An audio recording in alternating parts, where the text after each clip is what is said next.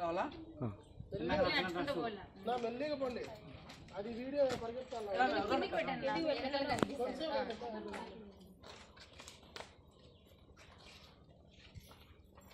చూసుకో 1 మినిట్ అయిపోయిందంటే చెప్పు ఆగిపోతుంది